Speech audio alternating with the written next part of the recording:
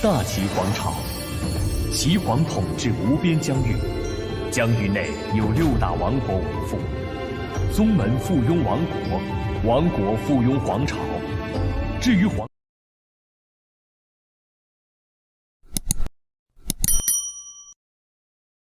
Bab 101-105 Lingtian menjadi serius, keseriusan yang belum pernah ada sebelumnya.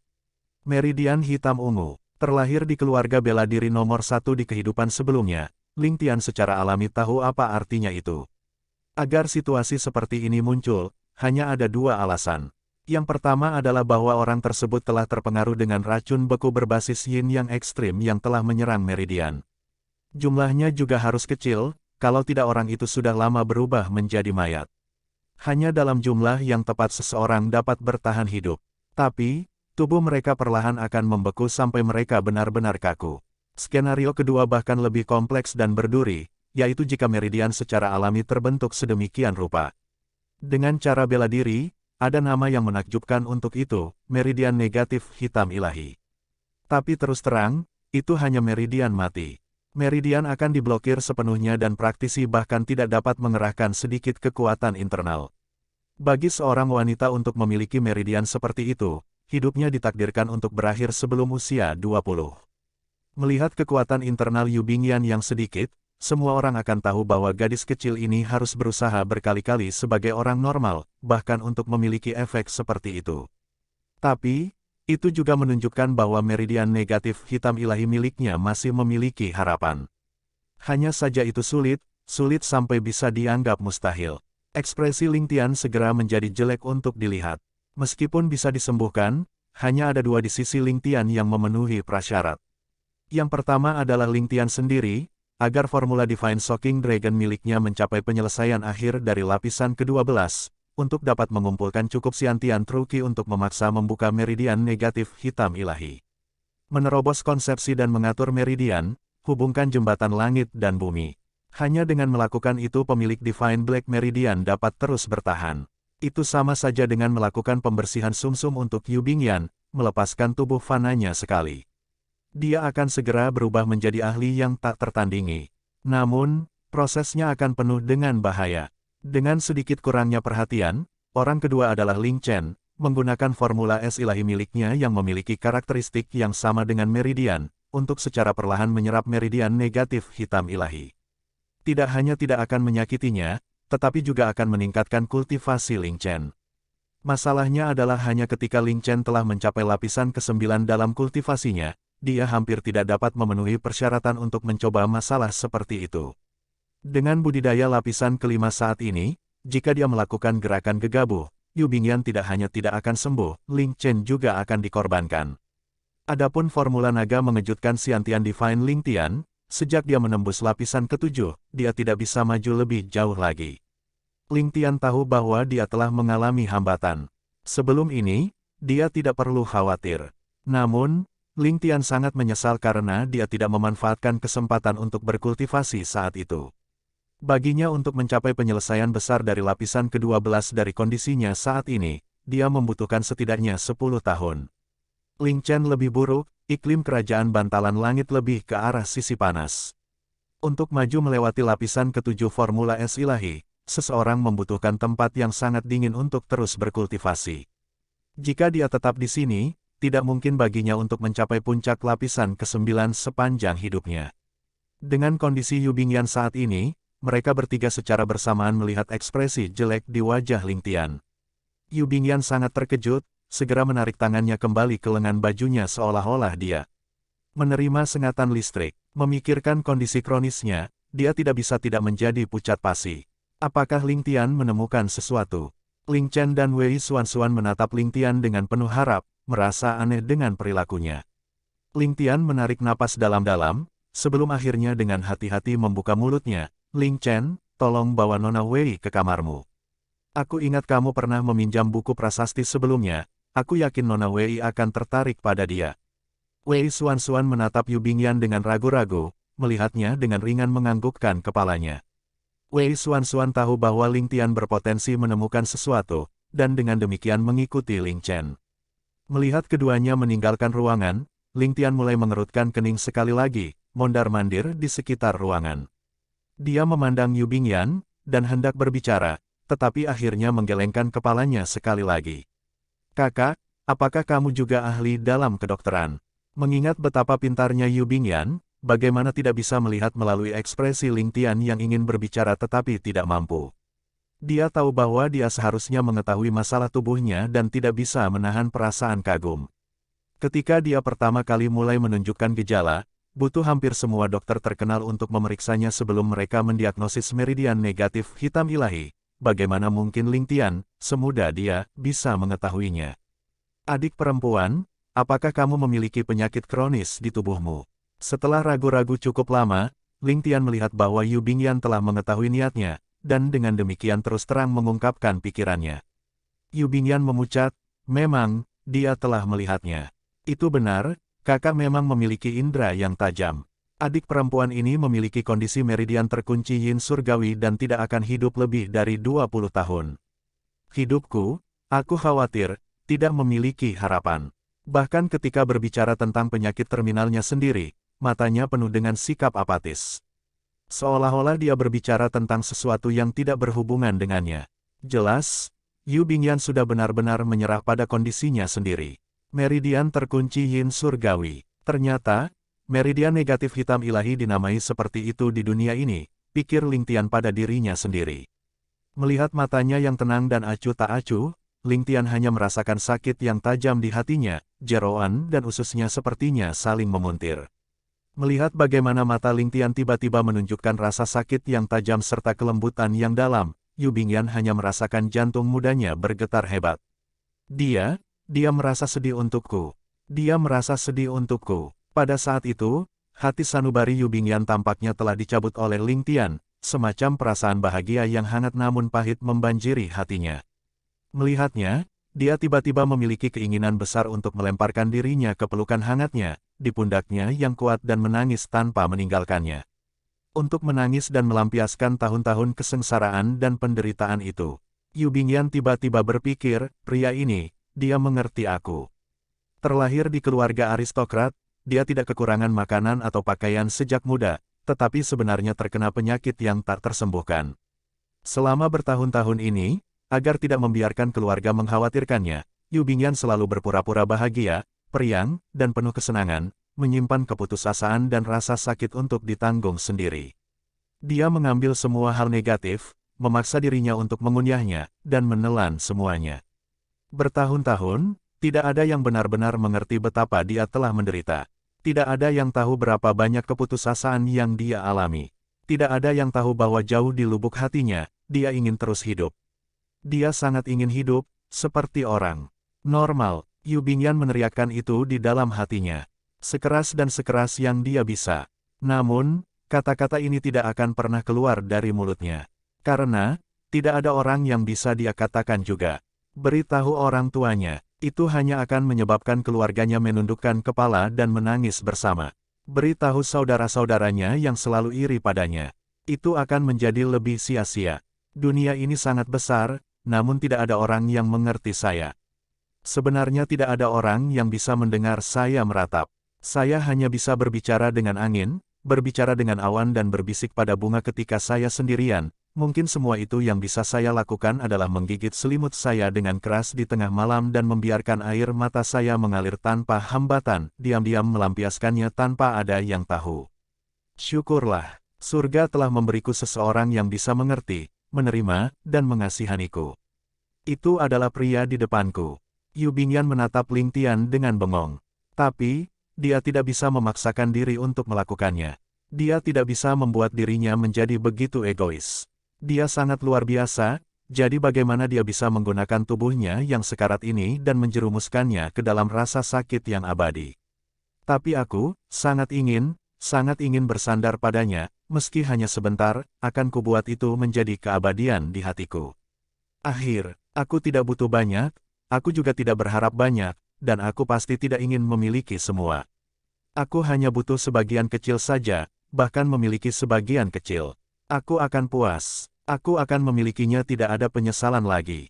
Sama seperti seorang anak yang diintimidasi, mengetahui bahwa pelukan ibunya adalah yang paling hangat.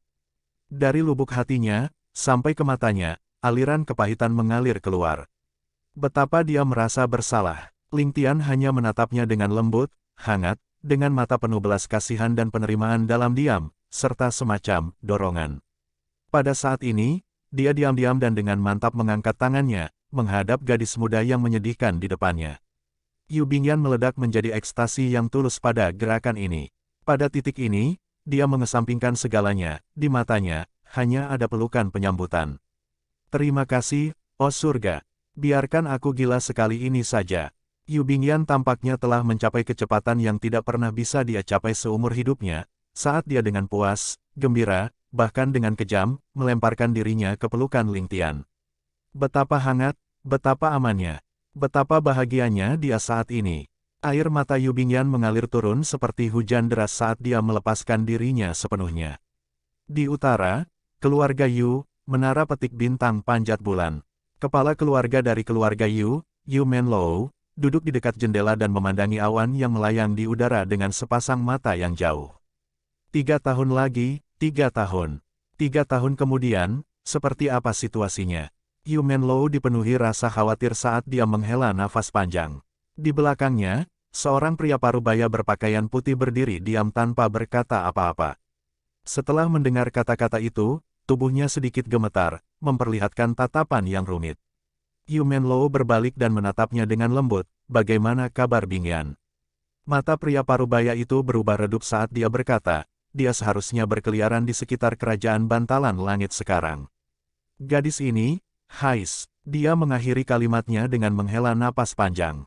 Yu Menlou tampak seperti sedang memikirkan sesuatu dan tertawa, Sky Bearing Empire. Pilihan bagus. Ketika dia keluar saat itu, aku merekomendasikan dia untuk pergi ke Sky Bearing Empire. Hari ini, dia memang ada di sana. Bagus, bagus, bagus.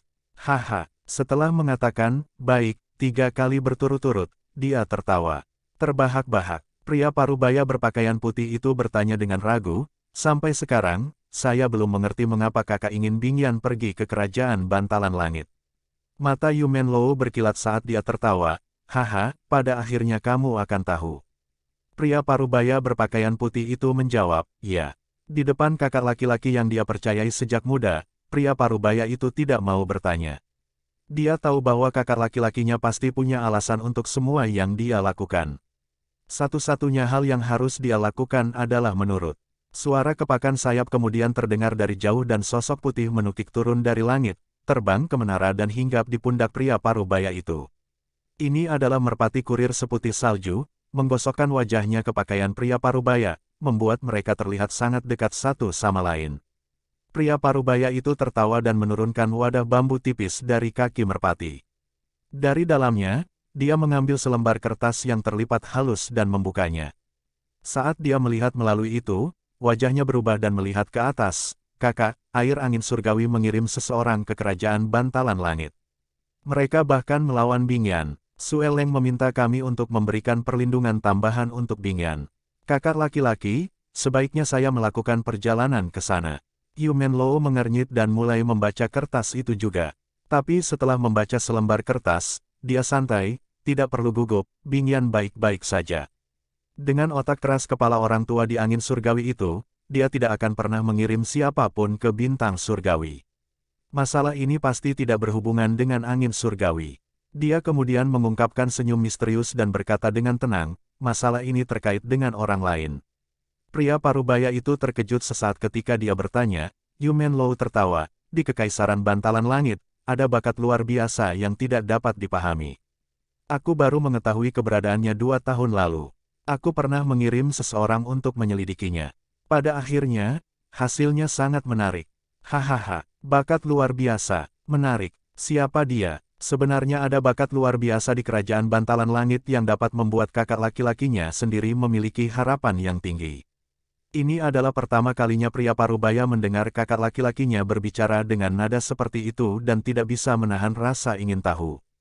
Siapakah Yu Menlou? Dia adalah kepala keluarga dari keluarga aristokrat bela diri nomor 1.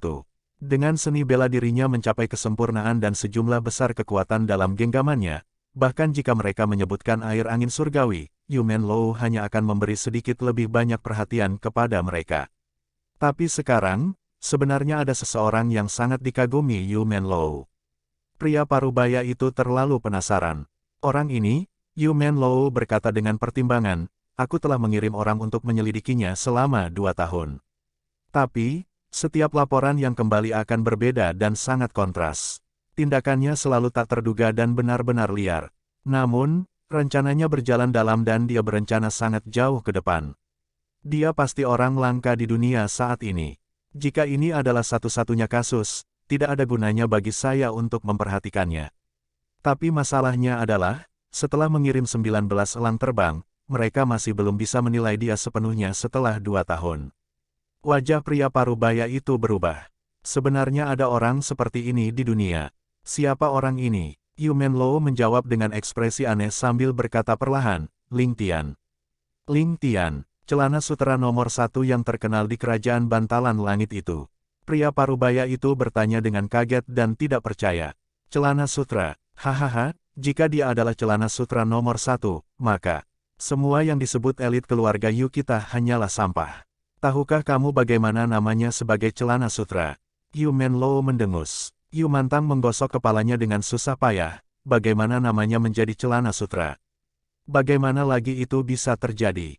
Huff, Pighead, apakah kamu benar-benar berpikir aku begitu bebas untuk mengamati celana sutra ribuan mil jauhnya?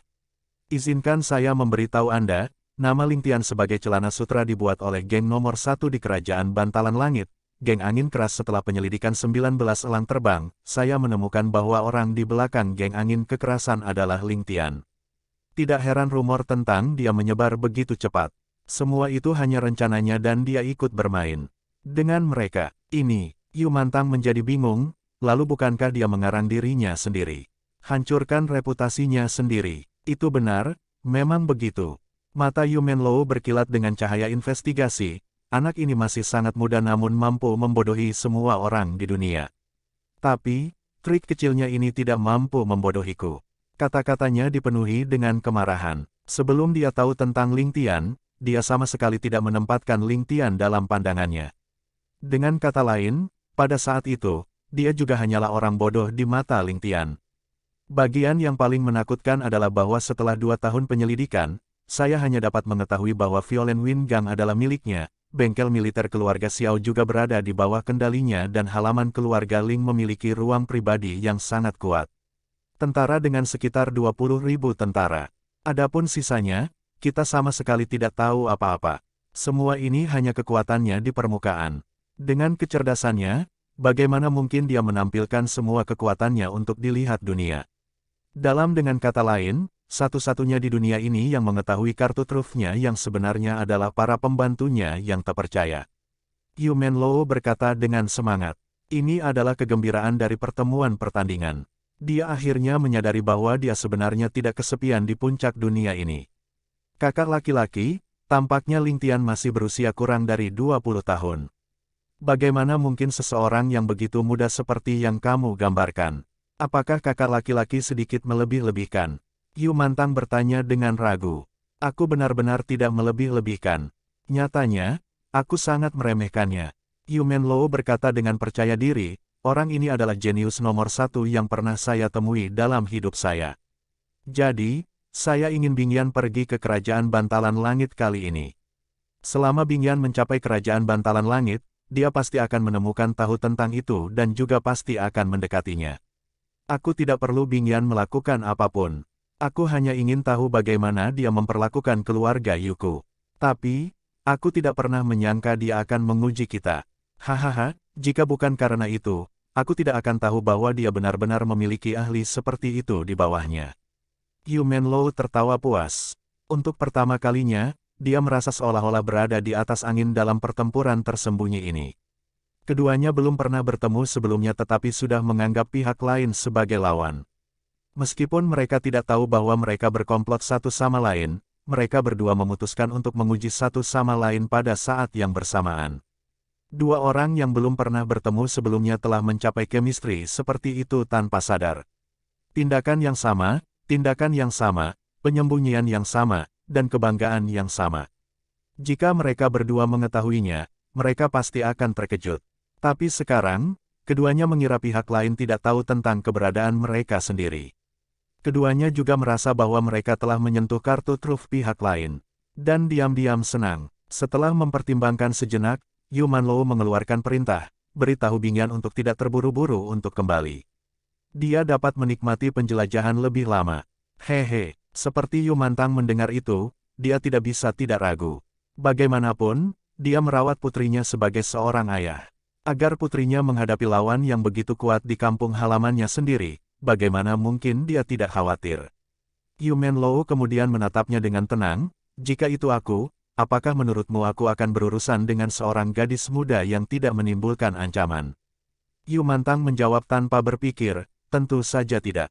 Yu Manlou lalu tertawa, kalau begitu, dia juga tidak.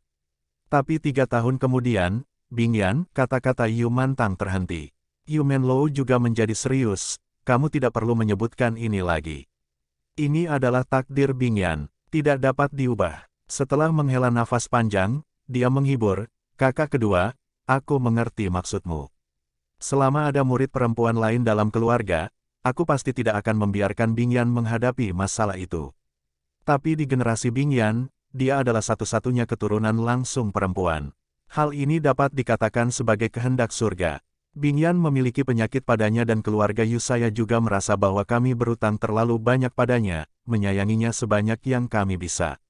Syukurlah, anak ini juga sangat masuk akal, membuat semua orang lebih menyayanginya. Saat dia mengatakan itu, Yu Manlou tersenyum penuh kasih seolah keponakan yang dia sayangi ada tepat di depan matanya. Setelah itu, wajahnya menjadi serius saat nadanya berubah serius, tapi ketika tiba saatnya dia berkorban untuk keluarga, dia harus menonjol tanpa ragu sebagai murid keluarga Yu. Hal ini adalah sesuatu yang akan terjadi, tidak pernah berubah tidak peduli siapa dia. Kepentingan keluarga dan tradisi 1000 tahun selalu yang paling penting. Water of Heavenly Wind telah memilih perwakilan mereka. Kudengar wanita ini sudah sangat mampu. Jika memang demikian, tidak perlu menebak apa hasilnya 3 tahun kemudian. Yu Mantang berkata dengan ekspresi muram. Yu Manlou menghela nafas panjang saat dia menghibur, Bingyan lahir dengan meridian terkunci negatif surgawi. Bahkan tanpa masalah itu 3 tahun kemudian, dia tidak akan bisa bertahan lebih dari 5 tahun. Kakak kedua, kamu tidak bisa mempertahankan hal-hal terlalu erat. Ketika saatnya untuk melepaskan, tidak peduli betapa berharganya itu, kamu harus melepaskannya. Jika kamu tidak dapat melakukan itu, kamu tidak akan pernah bisa menjadi pemimpin yang tepat. Kedua mata Yu Mantang memerah saat dia berdiri di sana tanpa emosi. Tiba-tiba, dia merasa angin musim semi sangat sunyi.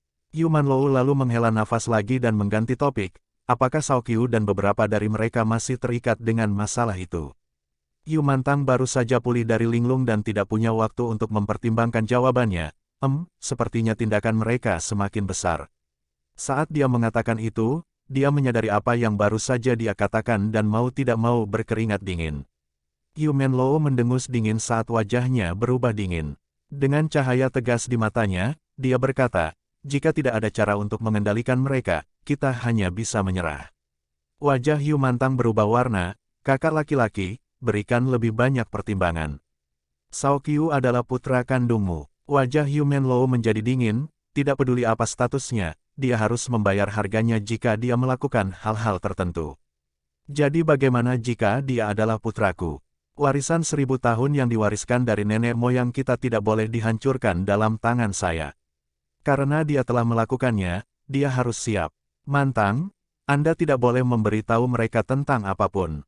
Karena mereka memiliki ambisi, kita tidak dapat menutup mata untuk mereka. Ini adalah hal-hal yang harus kita lakukan pada akhirnya, saat hati yang lembut sekarang bisa menjadi penyebab kehancuran keluarga kita di masa depan. Kamu harus ingat itu. Dengan lambaian lengan bajunya, Yu Manlou tiba-tiba menghilang.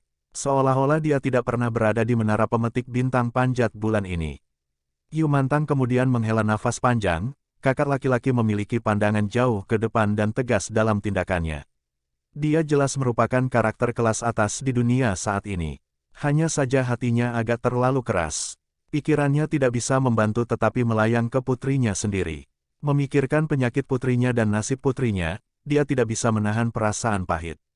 Dia melihat ke arah awan, menatap ke arah selatan sambil meratap, "Bingyan, putriku. Hidupmu benar-benar pahit." Di hutan lebat, gelombang cahaya darah mengalir menuju langit. Beberapa mayat sudah tergeletak di lantai dalam posisi terpelintir. Namun, mereka semua masih bernafas, terengah-engah karena mereka masih memiliki harapan untuk bertahan hidup di mata mereka. Sebaliknya, mata mereka dipenuhi dengan kerinduan untuk mati dengan cepat. Di tubuh mereka, tidak ada lagi sepotong daging utuh. Bahkan sepotong seukuran koin tembaga tidak bisa dilihat. Dari samping, tidak bisa dilihat berapa banyak mayat yang ada. Mereka semua terbaring di sana berlumuran darah dan tanpa sehelai rambut pun. Semuanya benar-benar dikuliti hidup-hidup. Namun, dada mereka masih naik dan turun dengan nafas yang lemah. Di samping mereka, ada beberapa lubang yang digali dengan lapisan kulit manusia di dalamnya. Seperti yang terlihat, mereka pertama kali terkubur ke dalam bumi, memadatkannya dengan lapisan bumi. Kemudian, sebuah lubang dibuat di kepala mereka, menuangkan merkuri ke dalamnya. Menghadapi pemandangan yang kejam dan mengerikan ini, seorang pemuda berwajah dingin berpakaian hitam bersandar di pohon dengan santai dengan beberapa lembar pengakuan tertulis yang ditulis dengan darah di tangannya. Matanya terfokus saat dia membandingkan semua pengakuan, seolah-olah dia sedang mencoba untuk memverifikasi sesuatu. Jika seseorang melihat lebih dekat, mereka akan dapat melihat bahwa pada pengakuan itu, nama yang berbeda ditulis dengan darah. Beberapa saat kemudian, pemuda berpakaian hitam itu menyeringai sambil bergumam, "Benar-benar sama, sepertinya orang-orang ini tidak berbohong.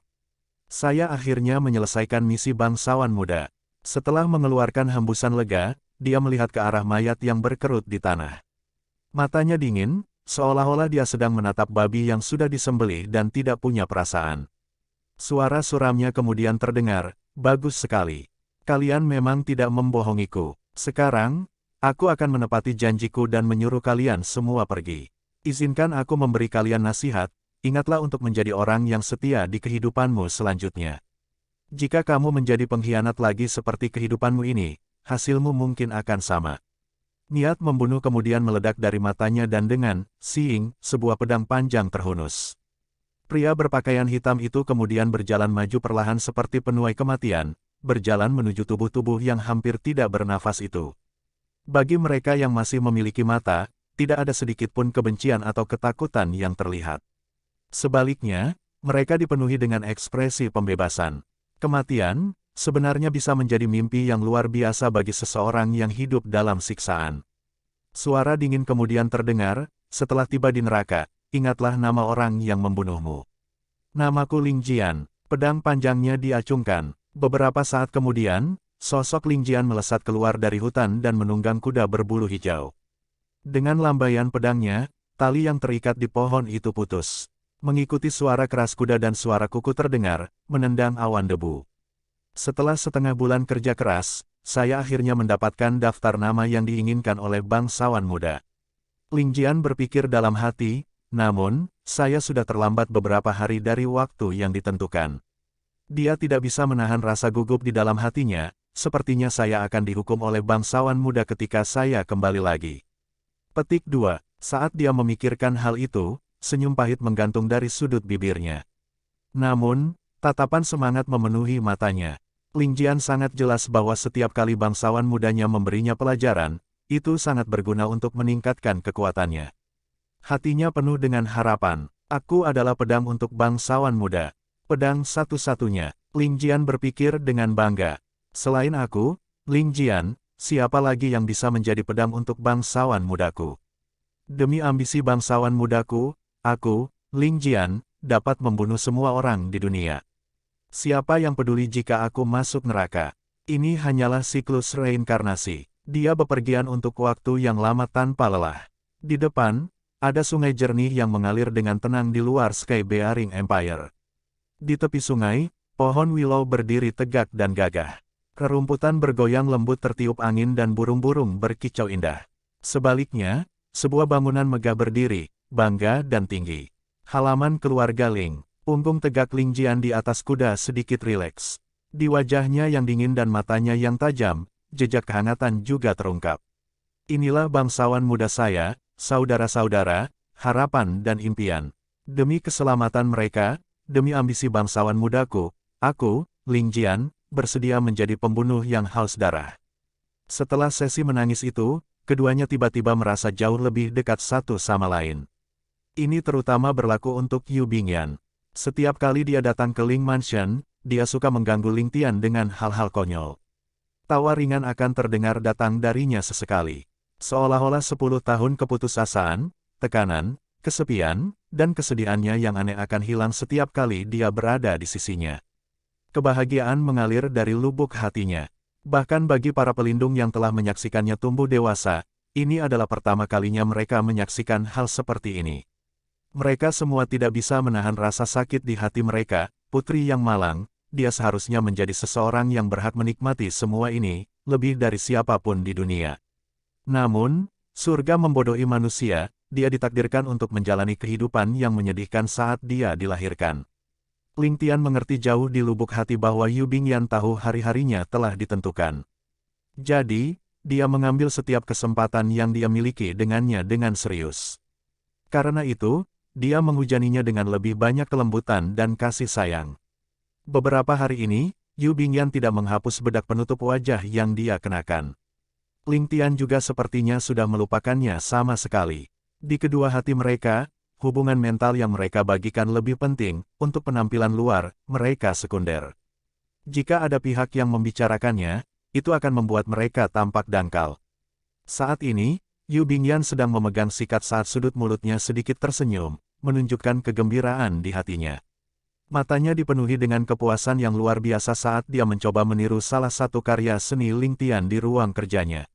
Dengan kepala tertunduk, dia tampak sangat asyik. Tapi setiap kali dia mengangkat kepalanya untuk melihat karya seninya, matanya menunjukkan sedikit rasa malu dan kelembutan. Sepertinya gadis ini menjadi konyol karena cinta dan emosi. Pintu dibuka dengan lembut dan Ling Tian, yang mengenakan jubah putih, melayang dengan anggun. Di tangannya ada semangkuk kecil bubur dan dia tersenyum lembut ketika berbicara. Las, letakkan sikatnya dan makan buburnya dulu. Yu Bingyan mengeluarkan suara kegembiraan, melompat ketika dia berkata, hehe. Tian sangat baik. Hehi, aduh, panas. Di mana Sister Ling Chen? Satu, panas. Mangkuk ini akan membeku, dan kamu masih mengatakan ini panas. Cepat makan semuanya, memainkan trik kecil ini denganku tidak ada gunanya. Ling Tian mencela sambil tertawa, Chener kehabisan tugas untukku dan dia akan segera kembali. Jangan mengubah topik pembicaraan, cepat dan makan semuanya. Dengan suara, yang ringan, dia mulai makan bubur dalam suapan kecil. Tiba-tiba, dia sepertinya memikirkan sesuatu. Mengangkat kepalanya untuk melihat Ling Tian dengan matanya yang berbinar, dia bertanya, Tian, katakan yang sebenarnya. Apakah kamu merasa tidak nyaman melihat wajah hitamku ini sepanjang hari? Kamu gadis bodoh. Ling Tian tertawa terbahak-bahak dan mencubit wajahnya yang halus saat dia menjawab, apakah itu penting? Bagaimanapun, aku sudah lama tahu bahwa ini bukan penampilanmu yang sebenarnya. Tapi karena adik perempuanku menolak untuk membiarkanku melihat wajahnya, aku bisa, jangan lakukan apa-apa. Mata Yu Bingyan berbinar mendengar kalimat itu. Apakah itu benar? Yaner juga sebenarnya ingin membiarkan Tian melihat wajah asliku, tapi Yaner khawatir. Saat dia berbicara, suaranya berangsur-angsur menjadi semakin lembut, dan ekspresinya menjadi redup. Dia berpikir dalam hati, saudaraku yang bodoh, saya khawatir Anda tidak akan dapat melepaskan saya saat itu. Jika penyakit saya tidak dapat disembuhkan, atau saya tidak dapat bertahan hidup setelahnya, pada setidaknya hatimu hanya akan memiliki wajah jelekku dan kamu tidak akan merasa begitu sedih. Yaner benar-benar tidak ingin kamu bersedih atasku. Jika itu benar-benar terjadi, aku harap kamu bisa hidup bahagia, memiliki kekasih istriku, nikmatilah kekayaan dan kemuliaan, tanpa memikirkan aku, selamanya. Namun, Ling Tian tertawa terbahak-bahak, aku tahu apa yang kamu pikirkan. Yakinlah, Yaner adalah adik perempuan Ling Tian dan aku pasti akan menyelamatkanmu. Pasti ada cara untuk melakukannya. Di dunia ini, ada sejenis fenomena, kami menyebutnya keajaiban. Yaner, aku akan membuat keajaiban ini terjadi padamu. Dia diam-diam menambahkan di dalam hatinya, aku tidak akan membiarkanmu mati begitu saja.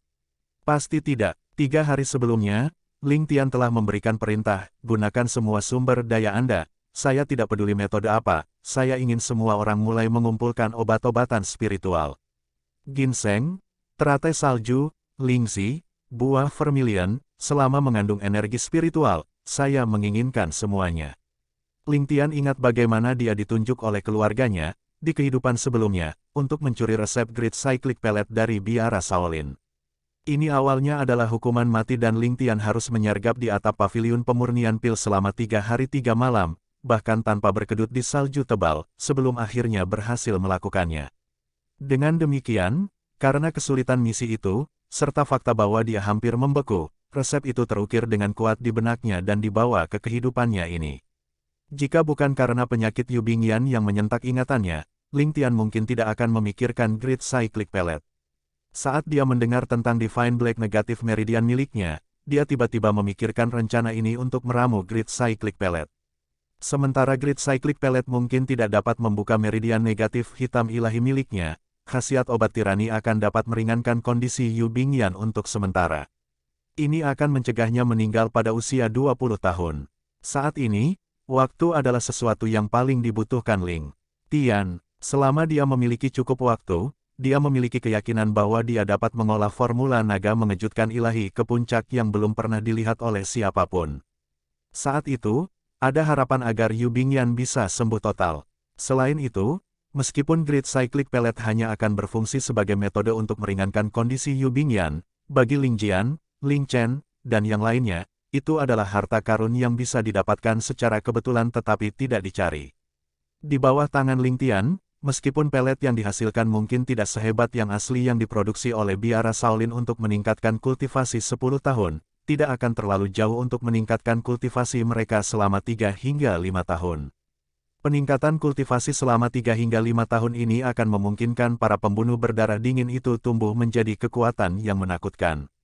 Tidak pernah, dalam mimpi Ling Tian, dia berharap bahwa hukuman mati yang dijatuhkan oleh keturunan langsung keluarganya di kehidupan sebelumnya menjadi modal untuk dia andalkan di dunia ini. Dari sini, orang dapat melihat bahwa hidup terkadang memang aneh. Hari ini, Ling Chen diam-diam menyelinap keluar saat fajar, menuju ke halaman keluarga Ling untuk menerima gelombang pertama ramuan medis. Ling Tian memeluk Yu Bingyan di dadanya dengan lembut, dagunya mengusap rambutnya yang halus saat dia berbisik pelan, "Adik kecil, percayalah padaku.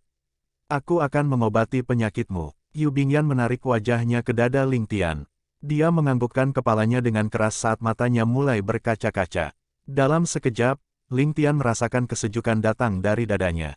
"Tian, Anda harus tahu bahwa meskipun Anda berhasil mengobati penyakit saya masih harus menghadiri tantangan 60 tahun 3 generasi. Aku ditakdirkan untuk tidak pernah beruntung tinggal di sisimu selamanya." Saat Ling Tian memeluk tubuh lenturnya, batinnya mengamuk dan matanya mengeras. "Siapapun yang aku, Ling Tian, akui, tidak ada yang bisa mengambilnya dariku. Tidak bahkan langit, karena aku Ling Tian dan aku pasti bisa memerintah langit." Tian mengacu pada kakak laki-laki Tian, menjadi cara yang penuh kasih sayang bagi Yu Bingyan untuk memanggil Ling Tian. Setelah Yu Bingyan lelah menangis, dia meringkuk dalam pelukan Ling Tian, tidur nyenyak seperti anak kucing yang patuh. Suara langkah kaki ringan terdengar dan Ling Tian menempatkan Yu Bingyan di tempat tidur dengan lembut, menutupi tubuhnya dengan selimut. Dia kemudian menatap matanya yang tertutup dengan air mata yang masih ada di ujung bulu matanya. Setelah beberapa saat, Ling Tian keluar. Di luar pintu, seorang pria berpakaian hitam kurus sudah berdiri di sana dengan tenang. Tubuhnya lurus, dengan wajah pucat dan dingin. Ling Tian tersenyum, "Sueleng, kenapa kamu tidak masuk? Apakah kamu tidak takut aku akan menyakiti putri kecilmu? Apakah kamu begitu percaya diri padaku?" Orang di luar pintu adalah pria misterius yang selalu melindungi Yu Bingyan, Sueleng, yang merupakan ahli dalam keluarga Yu. Dia kemudian menjawab dengan dingin, "Kamu tidak akan menyakiti putri kecil itu, aku tahu itu." "Oh, kamu begitu yakin tentang itu?" Ling Tian memandangnya dengan menggoda saat dia berpikir pada dirinya sendiri. Meskipun orang ini tampak seperti orang bodoh, dia juga bukan orang bodoh. Sueleng kemudian menatap langsung ke mata Ling Tian dan berkata, "Meskipun kamu pasti tidak akan menyakiti putri kecil itu, aku tahu bahwa kamu akan membunuhku tanpa ragu saat kamu memiliki kesempatan." Ling Tian tertawa terbahak-bahak, "Bunuh kamu. Aku bisa membunuhmu dengan kuas." Pada saat yang sama, dia terkejut di dalam hatinya, orang ini sangat sensitif. Sueleng menatapnya tanpa berkedip, melihat ekspresi tidak percaya dan tidak bersalah terpampang di wajah Ling Tian. Beberapa saat kemudian, Sueleng mengalihkan pandangannya dari Ling Tian. Lupakan saja, aku hanya berharap bisa mengirim putri kecil itu kembali ke keluarga Yu dengan aman dan sehat. Kerajaan Bantalan Langit dan Istana Lingmu terlalu berbahaya. Ling Tian mengangguk setuju, kamu benar, aku akan memindahkan lebih banyak penjaga. Jika itu tidak cukup, aku akan mempekerjakan semua perusahaan pengawal bersenjata di Kerajaan Bantalan Langit. Orang-orang itu semua ahli dalam bidang dunia persilatan. Mereka pasti bisa memastikan keamanan putri kecil. Sueleng benar-benar terdiam. Dia hanya tidak dapat menemukan apapun tentang pemuda ini. Setiap kali Ling Tian berbohong, dia akan melakukannya dengan tenang dan tanpa jejak, membuatnya seolah-olah semuanya berasal dari lubuk hatinya. Ini membuat Sueleng sangat tidak berdaya. Karena itu, Sueleng menjawab dengan ketidaksenangan, lakukan apapun yang Anda inginkan, saya akan selalu berada di sisi putri kecil. Anda sebaiknya menjaga keselamatan Anda sendiri. Bukan giliran Anda untuk mengkhawatirkan keselamatan putri kecil itu. Pada akhirnya, dia masih melepaskan keraguannya. Saat pertama kali melihat Ling Tian, dia merasa bahwa ukuran tubuh Ling Tian sedikit familiar. Namun, dia tidak akan pernah percaya bahwa celana sutera nomor 1 ini adalah seorang ahli seni bela diri. Hanya sampai dia melihat Ling Chen dan Ling Tian berdiri bersama, dia mulai curiga. Beberapa hari terakhir, dia telah mencoba menyelidiki secara diam-diam berkali-kali. Namun, pemuda ini akan selalu sedikit jahat dan sembrono. Adapun nona muda, dia naif dan lincah, tidak peduli dengan urusan duniawi. Perlahan, dia bahkan mulai meragukan penilaiannya sendiri. Pada akhirnya, dia memutuskan untuk tidak bersembunyi dan keluar secara terbuka. Setelah beberapa pemeriksaan frontal, dia masih belum mendapatkan hasil sama sekali. Dia merasa bahwa pemuda di depannya ini seperti bekicot yang licin, membuatnya merasa benar-benar tidak berdaya. Hari ini, dia akhirnya memastikan bahwa orang ini hanyalah seorang bangsawan muda aristokrat yang terpelajar. Selain beberapa kata puisi dan sapuan lukisan, dia tidak memiliki kemampuan lain. Sueleng mulai meratap di dalam hatinya, bagaimana orang lemah ini menarik perhatian putri kecil kita. Jika kepala keluarga mengetahui masalah ini, dia pasti akan mengulitiku hidup-hidup. Dia menghela nafas dengan frustrasi. Setelah mendengar nafas putri kecil itu, tubuhnya bersinar dan dia menghilang ke dalam kegelapan lagi. Tawa Ling Chen kemudian terdengar. Sejak Sueleng mengikuti Yu Bingyan ke rumah Ling Chen bertingkah seperti gadis ceria tanpa ada kekhawatiran di dunia, berbeda dengan sikap dinginnya yang biasa, di bawah komando Ling Tian. Setelah mengikuti Ling Tian selama bertahun-tahun dan berakting bersamanya, keterampilan akting Ling Chen sangat terlatih di bawah Ling Tian. Jika dia ditempatkan di generasi modern, dia pasti akan menjadi seseorang seperti Zhang Ziyi dan Liu Yifei. Di belakang Ling Chen, ada seorang pemuda berpakaian hitam yang tampak agak terlalu kaku. Wajah yang tajam dengan bentuk tubuh yang berbeda. Setiap tindakan yang dia lakukan tampak berirama. Seperti seorang pemburu yang mencari mangsa, dia memancarkan aura ganas. Ketika pemuda berpakaian hitam memasuki halaman, Sueleng, yang bersembunyi di bayang-bayang, merasa jantungnya tiba-tiba berdetak kencang. Perasaan berbahaya menguasai dirinya saat rambutnya mulai berdiri. Tiba-tiba, dia teringat akan perasaan yang dia rasakan saat berjalan-jalan di kuburan pada malam hari. Itu adalah perasaan kematian. Pemuda itu memegang beberapa kotak di kepalanya. Setelah berjalan melewati tempat persembunyian Sueleng, matanya tidak menoleh dan langkahnya tetap tidak berubah. Bahkan napasnya juga tetap sama, seolah-olah dia tidak tahu bahwa ada seseorang seperti Sueleng yang bersembunyi di kegelapan. Ling Tian lalu keluar dari ruangan dengan tenang. Setelah melihat pemuda berpakaian hitam itu, dia menunjukkan ekspresi berlebihan, Jian-Jian kecil. Oh, sejak kapan kamu kembali? Apakah kamu merindukan bangsawan muda ini? Suara Ling Tian membuat rambut Sueleng berdiri saat dia meringis karena nada lembutnya. Pada saat yang sama, dia berpikir dalam hati, jangan bilang celana sutra sialan ini sebenarnya homoseksual. Setelah memikirkan hal itu, dia menyadari bahwa mungkin lebih baik jika Ling Tian adalah seorang homoseksual. Lagi pula, putri kecil itu tidak akan berada dalam bahaya jika itu yang terjadi. Wajah pemuda berpakaian hitam, yang membelakangi Sueleng, berkerut aneh dan membentuk ekspresi aneh. Tampilan semangat yang dia miliki di matanya sudah benar-benar hilang. Menggantinya adalah mata selebar piring seolah-olah matanya akan keluar kapan saja. Hanya setelah Ling Chen memelototinya barulah dia tersadar dengan keringat dingin di seluruh dahinya. Pemuda berpakaian hitam ini adalah Ling Jian. Sue Leng, yang berada dalam bayang-bayang, mulai merenungkan, Jian kecil. Walaupun kedengarannya sedikit mengganggu, nama ini menunjukkan bahwa dia adalah seorang pelayan di keluarga Ling, bukan? Dia mungkin adalah petugas belajar atau teman samping tempat tidur dari ini. Celana sutra, tapi mengapa dia memberiku perasaan yang berbahaya? Itu pasti salah persepsi. Bagaimana mungkin seorang pemuda seperti dia memancarkan niat membunuh seperti itu? Dengan wajah penuh senyum, Ling Tian memeluk bahu Jian kecil itu dan membawanya ke kamar. Baru kemudian dia bertanya, bagaimana panennya? Pertanyaan ini secara alami diajukan kepada Ling Jian. Wajah Ling Jian akhirnya kembali normal saat dia berdiri tegak dengan hormat. Dia kemudian mengeluarkan seikat kertas dan menyerahkannya. Saya tidak mengecewakan Anda. Bangsawan muda, saya telah menyelidiki semuanya. Ling Tian membuka lipatan kertas itu dan melihatnya sambil tersenyum. Setelah melihat-lihat isinya, dia meletakkannya di atas meja dan melihat ke arah Ling Jian sambil tersenyum. Ling Jian, aku belum melihatmu selama beberapa hari saja dan kamu sudah mengubah kebiasaanmu. Ini sebenarnya ditulis dengan tinta. Anda telah belajar untuk menjadi lembut. Sepertinya ini bukan Anda. Ling Jian terbatuk dengan canggung dan tertawa datar, bangsawan muda paling mengenalku. Pernyataan pengakuan yang telah mereka tulis semuanya berlumuran darah. Lagi pula itu masih sedikit berdarah dan aku khawatir bangsawan muda itu mungkin merasa tidak nyaman melihatnya. Jadi, saya membuat salinannya. Lagi pula itu tidak terlalu merepotkan.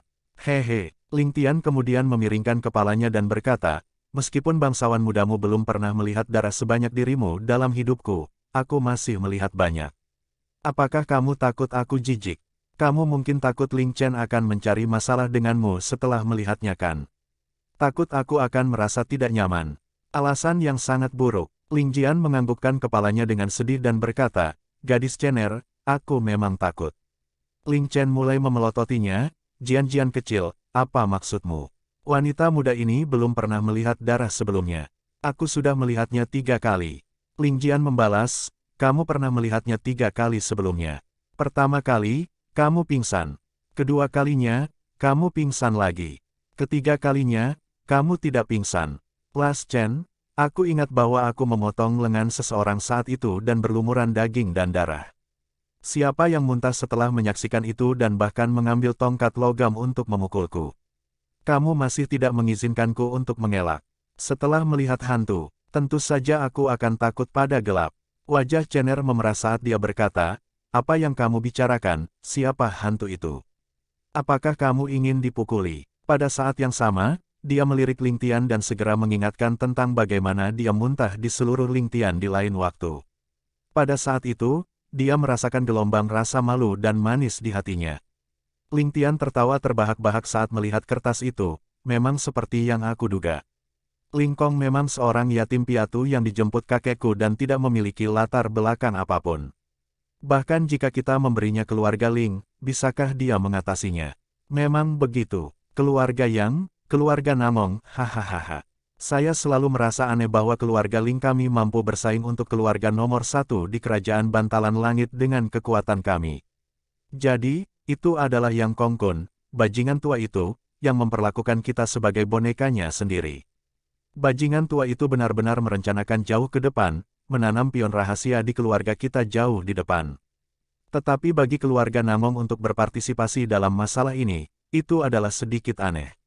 Saat dia mengatakan itu, dia melihat ke arah Ling Jian dengan tatapan bertanya. Ling Jian kemudian menjawab, menurut apa yang aku tahu, orang yang menghubungi keluarga Namong berbeda dengan orang yang menghubungi keluarga Yang.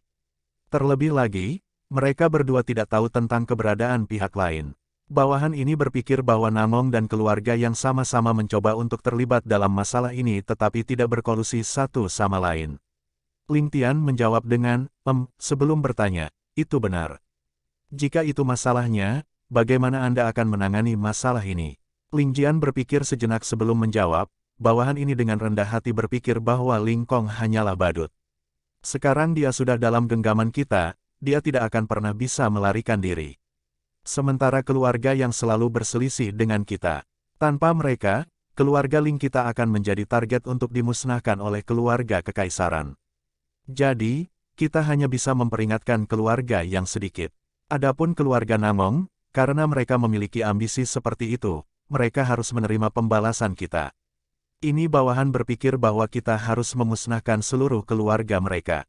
Saat Ling Jian berkata untuk memusnahkan seluruh keluarga mereka, wajahnya masih tenang seolah tidak ada apa-apa. 1. Zhang Ziyi dan Liu Yifei adalah aktris Tiongkok yang terkenal.